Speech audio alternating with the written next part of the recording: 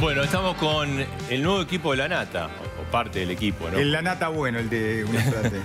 Está, bueno, Romina Mangel, Ernesto Tenenbaum, Maximiliano Montenegro. Bueno, Romina, ¿qué pensás de todo esto? Porque Edgardo se fue el 16 de junio, sí, 2 días después de López. Volvió ahora y un terremoto. Este país te espera siempre. Te espera. espera. Que Mira el color que tiene. ¿Viste? Sí. Lo comparan con Yarvide, ¿viste el color de...? Pero no. No, a ver, es un terremoto hace tiempo, como ahora pide, sí, todos los días. La verdad que hay mucha información, hay agite todos los días, no da tregua. Si empezamos a pensar desde marzo en adelante, todos los días tuviste una noticia de Pi. Hoy tiene la particularidad de que estuvo Cristina Fernández de Kirchner otra vez, con todo lo que ella genera, con Lázaro, pero si vos te pones a hacer, digamos, el cronograma de lo que pasó de marzo hasta ahora, no hubo un solo día sin noticias de tribunales. Ahora, nos dijo Campagnoli recién, 2 o 3 veces lo dijo, hay que ver si esto es perdurable en el tiempo, ¿no? Como diciendo, él lo dijo, son más importantes ustedes, no solo los periodistas, que los jueces, para que avancen las causas. Y mira, hay una cosa que uno no deja... ¿Qué cosas mira uno? ¿Cuánto, o por lo menos miro yo, cuánto de lo que avanza? Primero, te sorprende que la justicia finalmente avance. Pero hay 2 o 3 elementos que a uno le preocupan. Primero, que avanza tarde, avanza cuando el gobierno, sobre funcionarios de un gobierno que ya se fue. Segundo, que avanza solamente sobre funcionarios. Es decir, salvo algunas excepciones, para mí la excepción más clara y esperanzadora es el juicio por la tragedia de Once, que se hace en tiempo récord, en 4 años. Hay condenas sin espectacularidad, es decir, no meten preso a nadie. Hay empresarios condenados y se hace mientras los funcionarios acusados, mientras el gobierno al que pertenecían los funcionarios acusados estaba. Esto es casi un clásico, si uno o por lo menos tiene aspecto de ser un clásico. Cuando Menem se fue, Menem fue preso. Y Cavallo fue preso, y María Julia Zogaray fue presa, y Alderete fue preso. Hubo presos, no es que es la primera vez que hay presos de un gobierno que se va. Entonces, para poder ver si esto va seriamente contra la corrupción, no solamente las causas tienen que ser serias, sostenibles en el tiempo, que los tribunales orales cuando lleguen los acusados condenen, no como por ejemplo con la causa de los sobornos en el Senado, que hubo todo un ruido, que al final hubo todas absoluciones, sino que además de eso tiene que haber la contracara. Si ¿dónde está la contracara, el tipo que paga la coima? ¿Qué sé yo? Yo veía, por ejemplo, estuve estudiando la causa de Fútbol para Todos. Y caen dirigentes del fútbol que no tienen mucho poder y funcionarios del gobierno anterior. Ahora, por ejemplo, hay financieras involucradas. No cae nadie, ninguno está procesado de las financieras. Entonces, en cada una de las causas, a mí lo que me genera más escepticismo es eso. Es como diciendo, bueno, perdió el gobierno anterior. Digamos, para ser justo, no es que me genere escepticismo. Me parece bien que los chorros vayan en cana, eso primero. Ahora, después cuando veo o empiezo a sospechar que hay un recorte, es casi como expertos en manualidades, diciendo por acá sí, por acá no, evitamos esto, esta obra no la auditamos, esta otra obra sí, y ahí te genera como una cierta Hay un cambio con lo que dice, perdóname Ernesto, lo que habla Ernesto, que hay un cambio de paradigma. El gobierno, cuando terminó el menemismo, quienes fueron presos en su momento, quienes fueron condenados, procesados, fueron los funcionarios. Acá tenés la otra pata, que son los empresarios, Lázaro Báez, Cristóbal López. Me parece que se va armando el rompecabezas de otra manera. Ahora, también como dice Ernesto, esto es un clásico en los tribunales federales. Termina un gobierno, avanzan más rápido con las causas y después hay que ver lo que pasa, ¿no? Siempre hay un dicho ahí que es, bueno, que no nos deban el cargo, ¿no? Que no le deban el cargo que los puso, les deja cierto margen de libertad. Los jueces que le deben el cargo a los funcionarios de turno están indefectiblemente atados y esto lo vimos. Este gobierno entra con más aire. ¿Por qué? Porque prácticamente no hay jueces que le deban el cargo y si queremos, digamos... Ahora les quería preguntar, digamos, si el gobierno quiere que se investigue o no, pero Maxi no se quería... No, yo creo que hay un quiebre brutal a partir del caso José López. Yo creo que claro, no importa, un hecho... ya no importa tanto los jueces, la presión social que significa el caso José López, y aparte es un caso inédito en la Argentina de la democracia reciente, porque por primera vez... de la democracia reciente y de la historia, yo creo. Digo, ¿no? Por primera vez se encuentra a un exfuncionario de altísimo rango, sobre el cual estaban hechas todas las denuncias judiciales, estaba toda la sospecha de la política. Él manejó la obra pública, Néstor, desde 12 años. Y en la gobernación de Santa Cruz. Otros 12 años en la gobernación de Santa Cruz. Por primera vez se la encuentra con el dinero en negro, con los dólares ahí puestos. Si vos tenés preso a José López y del otro lado del mostrador tenés preso a Lázaro Báez. Y está claro que hay ahí un sistema en el cual hay que ver cuál es la responsabilidad exacta y cómo iba el dinero hacia Cristina o anteriormente hacia Néstor Bueno, recién Kirchner. no sé si viste lo de Nievas de la auditoría. Dice que esto era como un plan sistemático el tema de la obra pública con corrupción. Pero lo que me parece muy importante, porque ¿qué te muestra José López? Te muestra que no importan las declaraciones juradas de los funcionarios, porque José López tenía 2 millones de pesos en su declaración jurada. Y los jueces se habían quedado a investigar la declaración jurada de José López, cuando en el bolsito, o los bolsitos que tenía 130 millones de pesos, casi 10 millones de dólares. No importa tanto la declaración jurada de Cristina. Está bien la causa donde se investiga el blanco de Cristina. ¿Cómo es esto que Cristóbal López y Lázaro Báez le pagaban en la causa Otesur o en Los Sauces por alquileres, supuestos alquileres, le pagaban guita en blanco? Pero la guita en negro, digamos, lo que demuestra José López es que acá ha habido montañas de dinero en negro. Vos calculaste un monto de corrupción. ¿En cuánto lo Mirá, estimás? en el caso de Lázaro Báez es muy fácil calcularlo porque hay auditorías hechas en Santa Cruz, en Chaco, en la provincia de Buenos Aires, en distintos lugares donde construyó Lázaro Báez, y en todos dan promedio de sobreprecio del 50%. Y Lázaro Báez está comprobado que en millones de dólares, desde el 2007 al 2015, le dieron 2.200 millones de dólares. No se sabe cuánto le dieron los 3 años y medio antes porque no está digitalizado. Pero seguramente si uno toma 2003, 2015, Lázaro Báez debe haber facturado más de 3.000 millones de dólares de obras viales. Era el número 1 de obras viales, el número 1 en todo el país. Lázaro Báez recibió él solo más que 9 provincias juntas. Entonces, si uno toma los sobreprecios del 50%, claramente Lázaro Báez tiene ahí en sobreprecios 1.350 millones de dólares. Dinero que hay que buscarlo en cuentas en el exterior. Se está viendo qué está pasando en Nevada con las cuentas de supuestas empresas de Lázaro Báez, o en Suiza, los 25 millones de dólares que detectó el fiscal Marijuán y el juez Casanelo, o en negro, o el negro al estilo López. Es decir, dinero que se acopiaba al negro. Ahora, Romina y Ernesto, ustedes hablaban de clásico. Hay un clásico en la Argentina que es, vos decís, bueno, esta persona está lavando guita, pero no podés determinar el delito previo.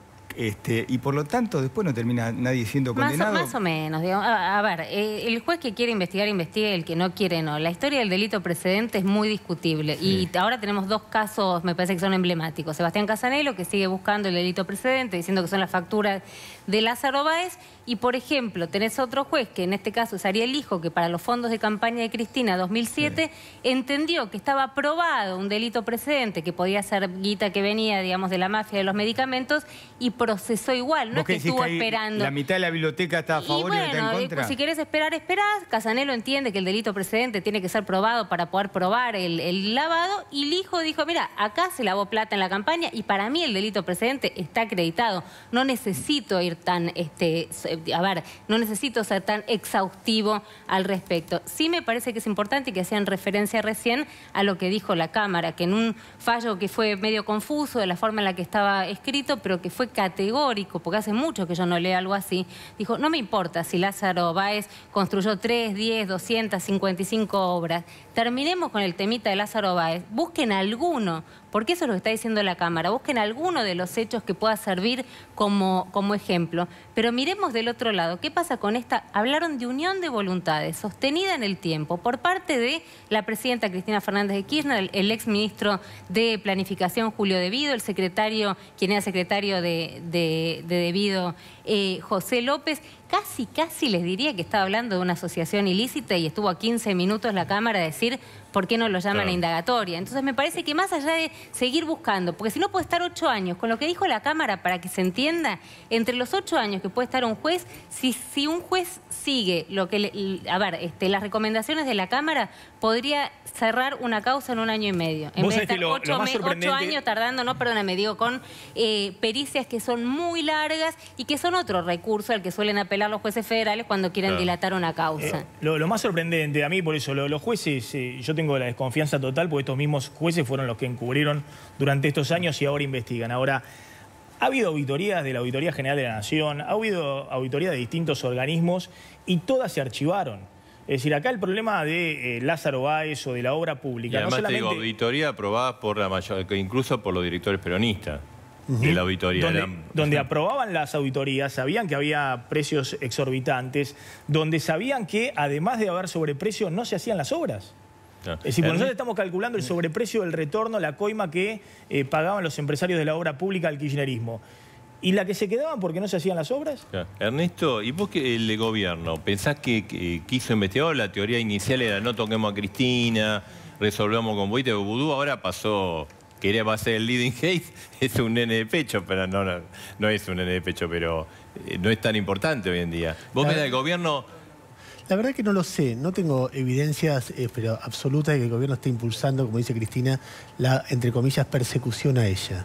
Lo que está claro es que el gobierno se beneficia mucho de eso, porque en un periodo en el cual la verdad que la situación no está bien, vos lo sabés mejor que yo, todos los indicadores que tienen que ver para arriba dan para abajo y todo lo que tiene que dar para abajo dan para arriba y todo fue mucho más dificultoso de lo que el gobierno y está haciendo, el gobierno anunciaba, preveía, pronosticaba y estamos todos tomados por una agenda que no es la agenda de la cobertura que es una cosa que a mí me obsesiona mucho. Sí, a mí la sensación, te digo, que me dio que el gobierno más bien no quería que se investigara o que fuera focalizado y esto tomó digamos, como decía Maxi, aparecieron los bolsos y tomó un... Y sí, pero hablando de nuestra profesión, a mí me obsesiona mucho cómo hacemos para que haya una cobertura proporcionada entre los hechos que se revelan del pasado, que son muy espectaculares y además que generan mucho atractivo de la gente y también mucho interés nuestro, que fuimos investigando todo eso en tiempo real. Y por otra parte, la cobertura que tenemos... perseguido por eso. Está claro, bueno, y la cobertura que tenemos que hacer de lo que está pasando ahora. Pero todos nosotros sabemos que en este momento hay un clima muy tenso en el gobierno respecto de qué va a decidir la Corte acerca de las tarifas, por ejemplo. Y es una cosa que afecta a la vida de la gente, pero permanentemente. Y hay un clima muy tenso respecto de cuál va a ser la cifra de inflación que en los próximos días va a difundir el INDEC. Y son cosas que afectan mucho lo que uno está tratando de entender de que hacia dónde va el país. Entonces que a la gente el bolsillo le preocupa mucho más. No, mucho más no. No, me parece, yo no compararía. Me parece que la gente, por un lado, siente que el espectáculo y el hecho que se empiece a hacer algo de justicia. Yo no estoy de acuerdo con que los empresarios estén cayendo. Yo creo que Lázaro Báez y Cristóbal López son parte del mismo entorno. Es como dos caras de la misma manera. Yo cuando me refería a empresarios, me refería a los empresarios que participaron de la obra pública previo al gobierno, durante el gobierno anterior, y van a seguir y van a tener que ser el motor de la obra pública. Y en esos casos no hay investigaciones que sean relevantes, salvo la de TVA. Lázaro Báez y Coso para mí son parte del entorno. Entonces no veo un quiebre respecto de eso. Yo te desvié, estamos hablando de la preocupación de la gente por el bolsillo y de las causas. Más allá de la preocupación de la gente, digo, nuestro laburo, cada mañana, a mí me creo que a ustedes les pasa lo mismo cuando laburan en radio, en los noticieros. Bueno, ¿cuánto contamos del pasado que es tan impresionante y es tan espectacular y es tan justo que se revele todo lo que está revelando y que termine, que se salde un debate que duró muchísimos años y a que todo nos costó mucho? ¿Y cuánto cuánto dedicamos a discutir, a analizar, reportear, investigar lo que está pasando ahora, que es una transformación muy radical de la sociedad argentina? El plan de ajuste que está llevando a cabo el gobierno, primero, ¿será exitoso? Segundo, ¿es justo lo que están haciendo? ¿En qué áreas está bien, en qué áreas está mal? ¿Es necesario o no? ¿Es necesario o no? ¿Había alternativas?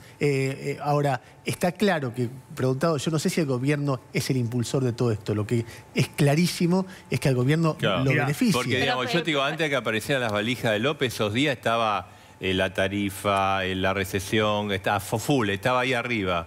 Aparecieron las valijas de López y se... A ver, pero yo coincido con Marcelo. Perdóname, algo que me preocupa y que tiene que ver con subestimar el que está del otro lado, ¿no? A ver, más allá de la cobertura que podamos hacer o cómo podamos abordar los temas, cuando la gente va al supermercado, los precios le cuestan más, independientemente de que desfilen por tribunales 10, 15 o 25 kirchneristas. Entonces, digo, podés distraerte, podés mirarlo, puede parecer espectacular toda la cobertura. Hoy había francotiradores arriba, digamos, en Comodoro Pi, algo yo cubro del 94, no lo había visto jamás.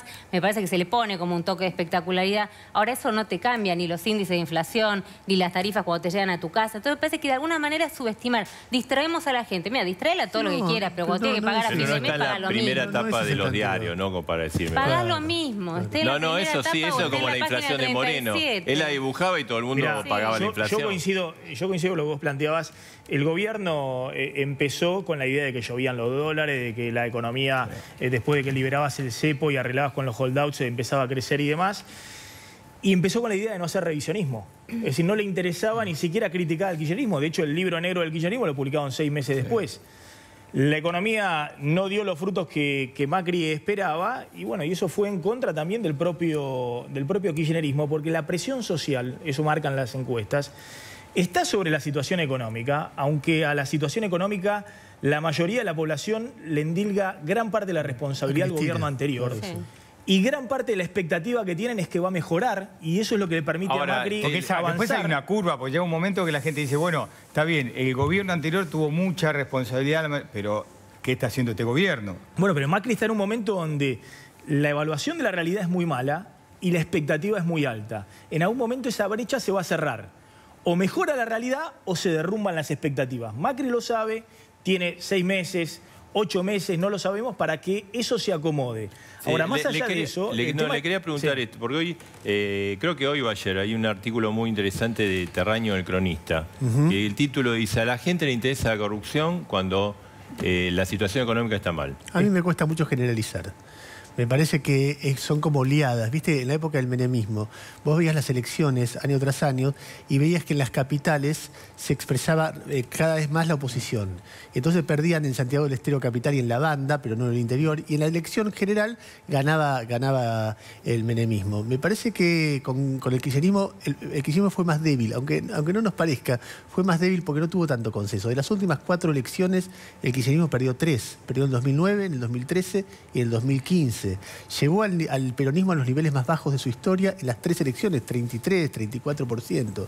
Y me parece que en los últimos 4 años, que, a ver, después del 2011 todavía la cosa no estaba tan mal, empieza una rebelión social que es, para mí, espectacular, que se ve en los cacerolazos, en un montón de situaciones que la encabeza la clase media, que fue la misma que encabezó la rebelión. Que encabezó toda y que cuando le pones plata en el bolsillo deja de protestar. No sé, porque en el 2011 todavía estaba bien la cosa. Y en el 2012 empieza a protestar. Yo creo que para mí lo que fue una bisagra, me parece a mí, empezó con la tragedia de 11.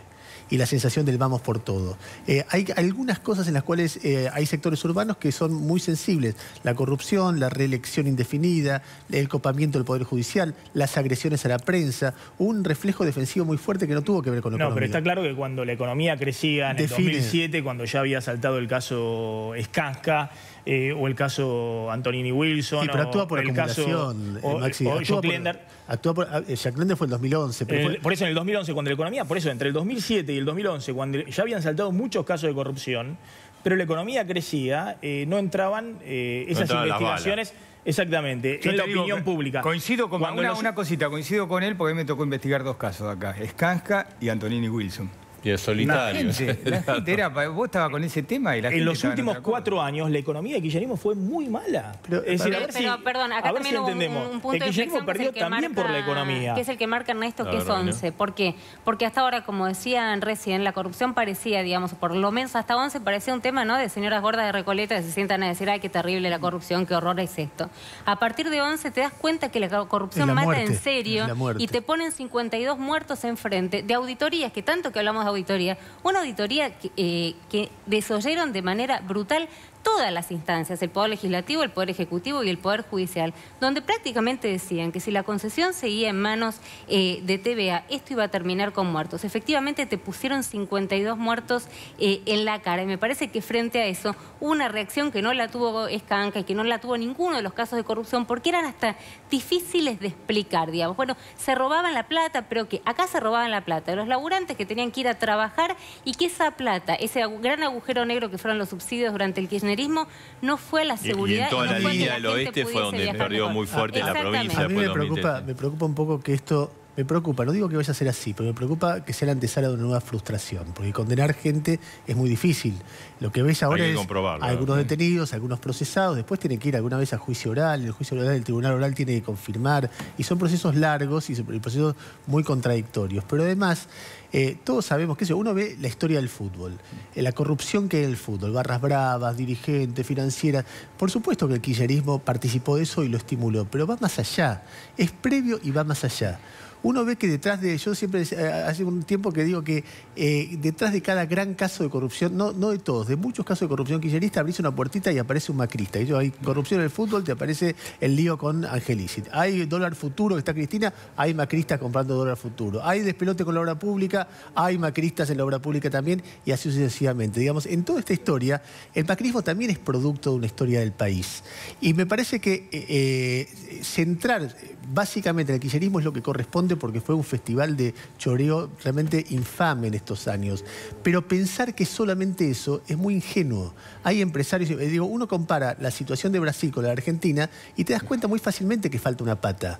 Porque Odebrecht era ¿Y por qué pensás que la justicia no investiga a los empresarios? O sea, a los empresarios o a funcionarios. Yo creo que hay... Porque tienen cobertura, tienen... Porque hay miedo, porque no hay cultura de eso, porque es más fácil agarrárselas con el que perdió poder.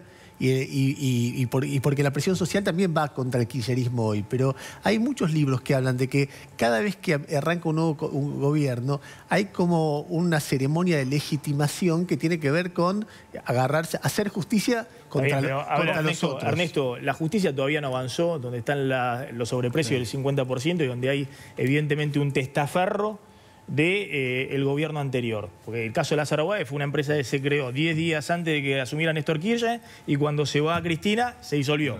Una empresa que facturó más de 3.000 millones de dólares. La justicia ni siquiera avanzó en eso.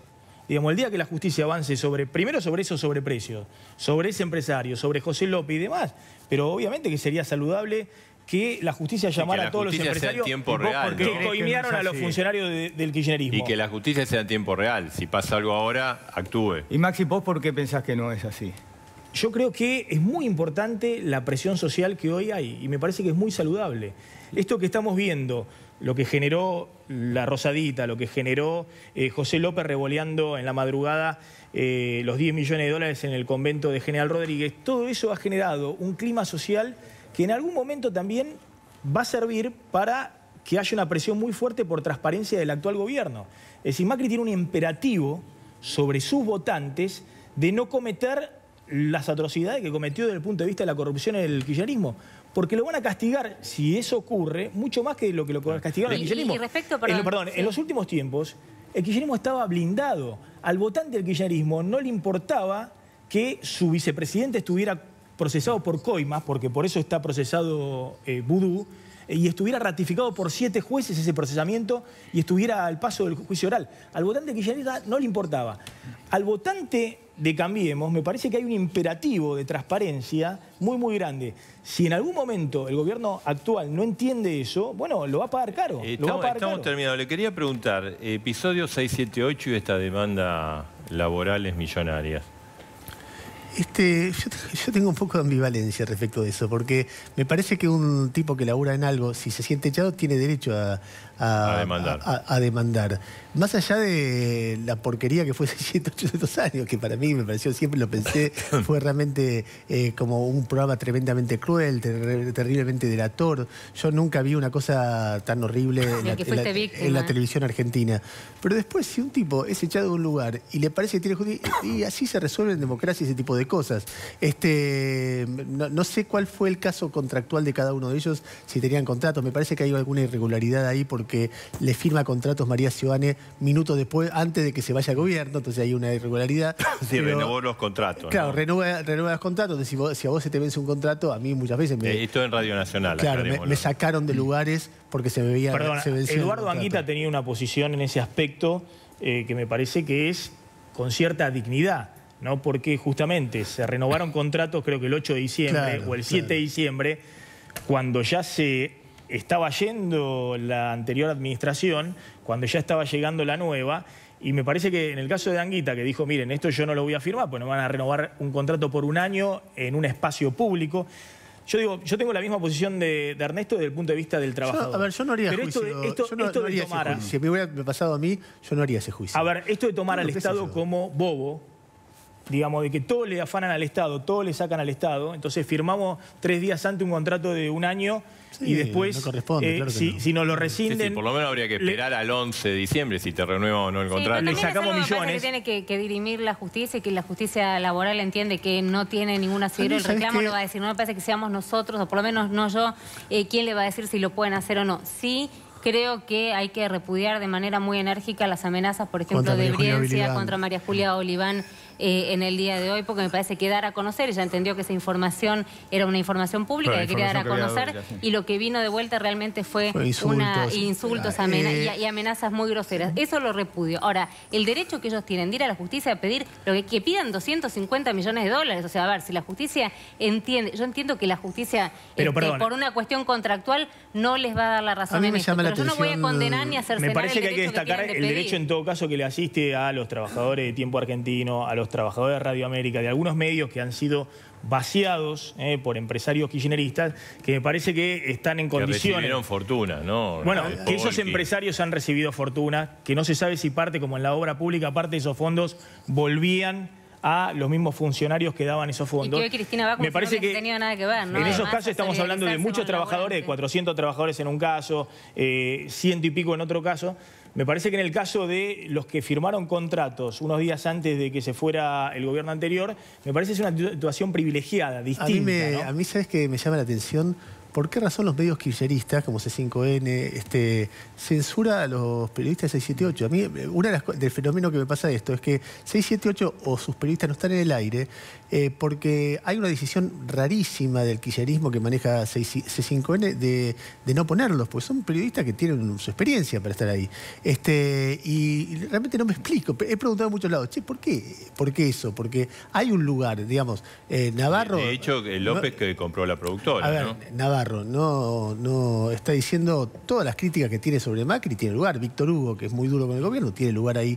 En cambio, Sandra Russo, Barragán, no sé, ¿piensa del 678? O no sé. Bueno, era una habitual. Pero no está... Realmente me parece una pregunta, no tengo respuesta, porque no pertenezco a ese mundo. Tenemos que cerrar. A ver, ¿qué tienen para el domingo que nos puedan contar para el programa de La Nata que no se enoje? ¿y cómo fue esa voz? Jorge Mella, me tengo que asegurar que me das un laburo acá, porque no, si te lo cuento acá, pero a ver, ¿cómo viene? ¿Y cómo fue ese reencuentro?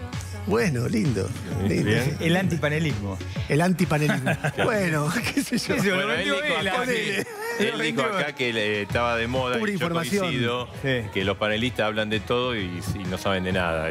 Dice Jorge Lanata. Dato, ¿no? Después veremos la opinión, pero no te lo podemos Jorge suele contar, decir que el periodismo es la única profesión que termina de completar su formación en público, ¿no? Que es un poco lo que nos pasa con la experiencia estando durante tantos años en los medios. Pero bueno, no, en el aspecto particular nosotros con Jorge me parece que siempre hemos tenido una muy buena relación y... Sí, yo hubo un tiempito que no, pero después... Bueno, está bien. Prescribió. Pero viste la vida, Bueno. Gracias. Gracias. Gracias.